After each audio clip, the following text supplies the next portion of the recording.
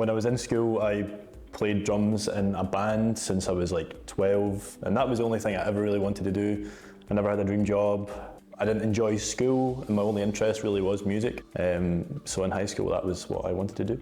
My journey from high school is probably a slightly unorthodox one. I did go to university after high school, which I didn't want to do, but I did just well enough that I could get in, and no one from my family had been to university, so both school and my parents kind of, not forced me, but put me on that path. But I didn't enjoy mainstream education. When I was a child, my mum said I hated primary school, so I think a career in academia was never in the stars for me, so I dropped out of university after my first year. And after that, I worked various jobs, I went travelling, I lived abroad.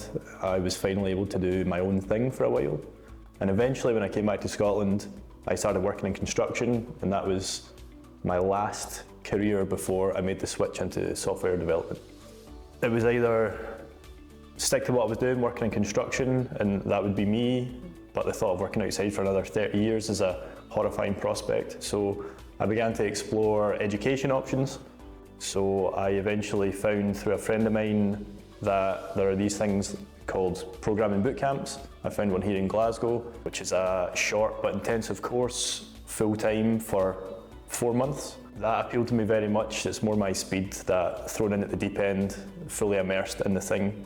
I graduated earlier this year. I do think that as a society we expect a straight career trajectory, but I think it's a silly notion that in high school as a teenager you will be able to figure out what you want to do for the rest of your life. It's just not how people work, and it's not how life works.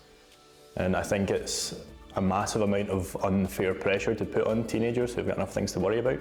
Certainly for me, I found that no one really offered me an alternative path when I left high school. I did well enough to get into university, therefore that's what I had to do. But it wasn't the right thing for me, and I don't think it's the right thing for a lot of people. And I think it's absolutely fine to do your own thing, to follow whatever your interests are, to march to the beat of your own drum. It's fine to try things, and it's even more fine to not like them and to do something else. I understand the fear that it is all over if you don't get the exam results that you're looking for, but it's certainly not the end of the world. There's always another path.